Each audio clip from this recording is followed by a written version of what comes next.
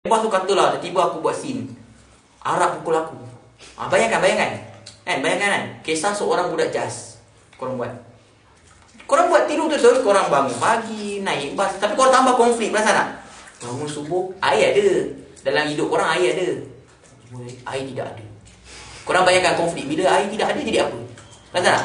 Aku susah, kena ketuk rumah sebelah tanya ada air tak ada. Jadi cerita tak? Tega? Jadi cerita kan? Nah, tapi orang tak banyak nak fikir macam tu. Okey, anda terus pada isi seterusnya.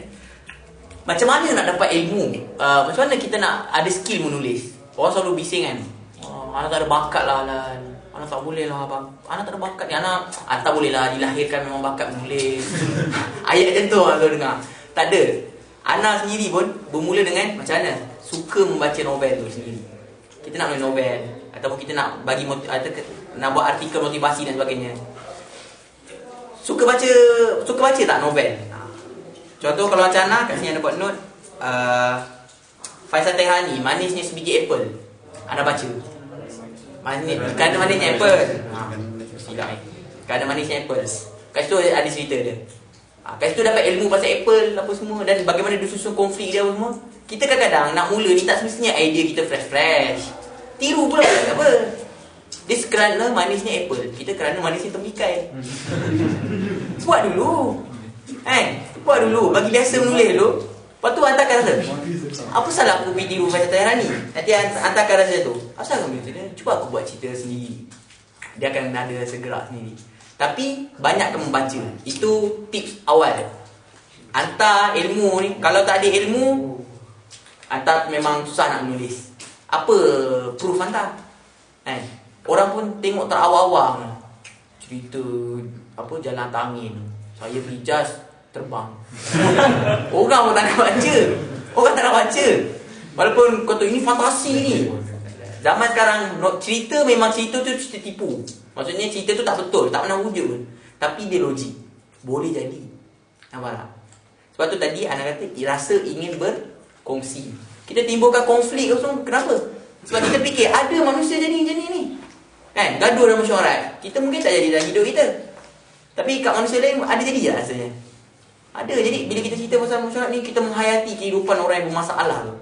Jadi bila orang yang bermasalah dibaca, dia kata dia macam apa? Dia macam aku ni. Dia suka bacaan kita kan macam tu. Sebab tu kadang-kadang orang menulis, bila kita buat cerita pun orang kata, saya menangis membaca karya anda. Kenapa tengah? Kita pelik. Aku baca tak nangis kan. Sebab yang kita tulis tu terkena dengan kehidupan dia. Sebab tu tadi anak kata cuba fikir yang luar, out of the box sikit. Kalau kita naik tangga tak pernah jatuh, cuba fikir kalau aku jatuh macam mana? Jatuh tergolek, sakit, patah tangan, balik rumah, Ikhwan jatuh. Koim bertanya, Ikhwan, kenapa jatuh? Hendak anak bawakan pergi ke hospital. Ayat baru tidak perlu. Tambah boleh tambah, nampak? Dari situ kita main-main je, kita dah boleh buat satu cerita. Jadi orang akan tanya Ana, kalau macam tu cerita kita tak ada motif betul tak? Cerita je. Jadi sebelum korang buat cerita, korang letak dulu, korang nak sampai ke apa sebenarnya? Ada tema dia. Ukhuwah. Pasal ikhwan tadi tu dengan Qayyim tadi tu, ukhuwah. Tema dia ukhuwah. Jadi perbualan ikhwan dengan Qayyim ni berdasarkan ukhuwah. Tidak perlu, anak tak nak susahkan hantar sahabat. Qayyim kata tak apa, hantar sahabat anak. Nampak perbualan tu, kita kawal, nampak tak? Dia jadi satu cerita apa? Seorang sahabat mengambil berat pada sahabat dia yang lain. Satu cerita. Nampak tak? Mudah. Tapi tak ramai orang nak fikir tu. Tadi membaca. Pokok kena membaca. Kemudian anak kata tadi apa? Semangat. Semangat. Nak menulis ni kena semangat. Sebab apa? Bila hantar menulis lagi ada je mulut-mulut busuk ni yang cakap, tak ada siapa nak baca lah kau punya tulisan tu. Betul tak? Ataupun ada orang hantar surat layang. Ingat bagus ke hantar? Ingat hantar bagus sangat ke nulis-nulis ni? Ayat-ayat tu Ana kena. Ana nulis tu, nulis apa semua kan. Kena. Orang kata, ingat hantar bagus sangat nulis. Jadi waktu tu semangat kena utuh. Kenapa menulis? Kat sini nak sentuh. Ramai orang kadang-kadang dia menulis sebab sastra. Sebab itulah bila matlamat tak betul, kita tak ada macam benda tu sastra. Kita tahulah kita ni ilmu sastra tak banyak, tapi kita menulis kerana sastra. Konon-konon lah nak senama kat sastra, sastra. Akhirnya bila kita tak dapat ataupun karya kita selalu orang kritik dari segi sastra pun, kita tak bersemangat. Aku tak bagus lah. Itulah lepas tu kata aku tak ada bakat lah apalah. Tapi pokok pangkalnya menulis ni kerana apa? Kita hendak berkongsi supaya orang nampak pandangan kita tu. Kita nak berkongsi pandangan sebenarnya, bukan nak kata kita betul. Kita nak tunjuk satu pemikiran baru tu, pemikiran kita, supaya orang berkongsi dengan kita. Kalau untuk dakwah lagi cantik, kita nak kenalkan orang pada Islam kan. Macam mana orang sebut grup karyawan luar negara ada tegur, dia kata karya anda ni terlalu, contoh anda letak iklan HPA kan, dan cerita anda letak kata kopi radik ni bagus, HPA ni satu syarikat yang membangun, patut dicontohi dan sebagainya. Guru karyawan negara kata apa? Yang itu dari segi sastra dipanggil iklan murahan. Jadi kita kalau tak semangat, kita akan kata apa? Aku dah buat salah ni. Murahan ni, murahan. Kadang-kadang ada orang akan kata penulisan hantar tu karya picisan. Tahu picisan apa? Tapi memang ada betul-betul karya picisan tau. Apa dia? Yang jiwang-jiwang tak habis-habis, jiwang-jiwang. Jiwang aja. Mana cinta jumpa dua orang makan cornetto satu. Itu murah, itu memang betul picisan lah. Tapi dalam kes HPA tadi, kenapa anda tulis HPA? Nampak? Semangat ni kena ada apa, dasar dia yang kuat. Kenapa tulis HPA? HPA tu kan syarikat Islam.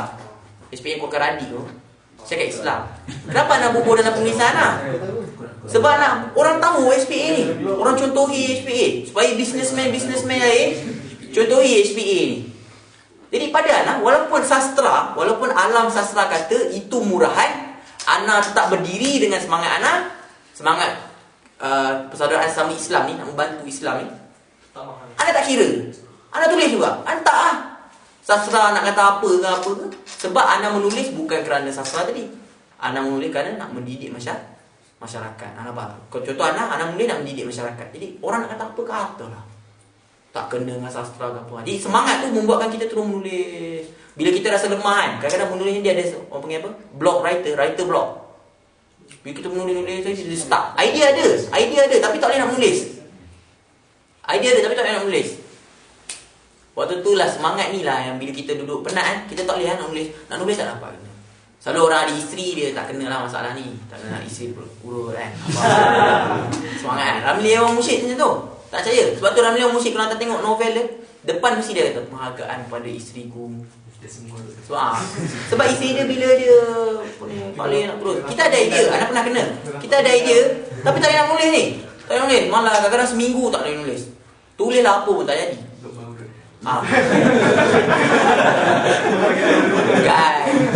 Jadi ingat apa tadi? Ingat balik matlamat kita. Kenapa menulis?